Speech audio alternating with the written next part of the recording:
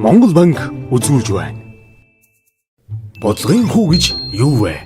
Төв банкуд инфляцийг тогтвортой байлгахын тулд ашигладаг нэг гол арга хэрэгсэл нь бодлогын хүү юм. Бодлогын хүүг арилжааны банкуд төв банкнд мөнгө хадгалуулах хүү гэж ойлгож болно. Монгол банкны мөнгөний бодлогын зөвлөл жилд 4 удаа хуралдаж бодлогын хүүг өөрчлөх хэсэг шийдвэрийг гаргадаг юм а.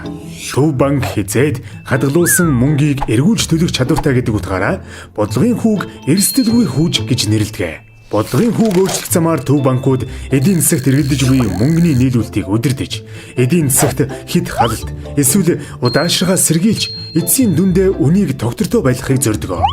Энэ нь нийгмийн сайн сайхан байдлыг хамгийн их байлгахад төв банкны зүгээс оруулах маш том хувь нэмэр юм.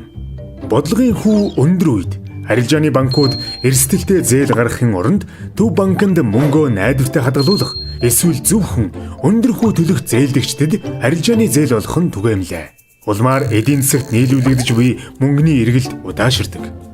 Харин бодлогын хүү буурах үед банкуд мөнгөө төв банкнд хадгалуулснаас иргэд компаниудад зээлэх нь ашигтай тул эдийн засаг руу орох мөнгөний урсгал нэмэгддэг. Бодлогын хүүгийн эдийн засагт үзүүлэх хамгийн их нөлөө нь хүүг өөрчилснөөс 4-6 удирлын дараа илэрч, харин нөлөө нь бүрэн арилтлаа 2-3 жил шаарддаг тохиолдолч бий.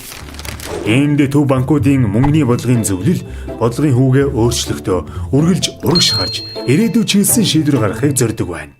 Дэлгэрэнгүй www.sanхүүгийн боловсрол цэгийн мэн сайтаас хүлээн авч үзнэ үү.